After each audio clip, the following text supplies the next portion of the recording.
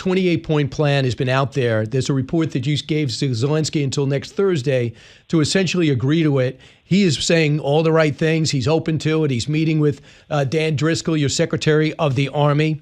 But some of the points on there that are, I guess everything's in flux until it's done. No one has to tell you about a deal. It looks like Ukraine has to cut their personnel to 600,000. It looks like they got to give up some land that they have not lost in the war. They cannot join NATO. They will lose in a short period of time. The whole of Donbass. They're losing land. They're losing land. So we're in it for one thing. We want the killing. They lost 25,000 people last month. Between the two countries, 25,000 people.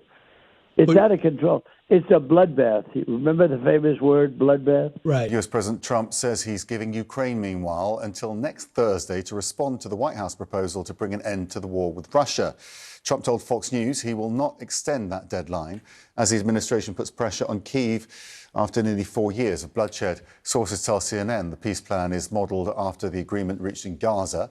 The president also added that he has no plans to roll back the sanctions that he placed on Russia. Ukrainian President Volodymyr Zelensky is promising to work calmly with US and European leaders in pushing the plan forward. He says the coming days are critical for his country and the millions of people weary of war. This is one of the most difficult moments in our history. The pressure on Ukraine is now at its most intense. Ukraine may now face a very difficult choice, either the loss of dignity or the risk of losing a key partner, or 28 difficult points, or an extremely harsh winter. The most difficult and further risks are a life without freedom, without dignity, without justice, and believing someone who has already attacked us twice. We have the text of the US peace plan. We received it through existing channels of communication with the US administration. I believe it can be used as the basis of a final peaceful settlement. But it has not been discussed with us in detail, and I can guess why. The reason is the same. The US administration has so far failed to secure Ukraine's consent. Ukraine is against it. Well, CNN has obtained a draft of the 28-point proposal. It calls on Ukraine to cede territory.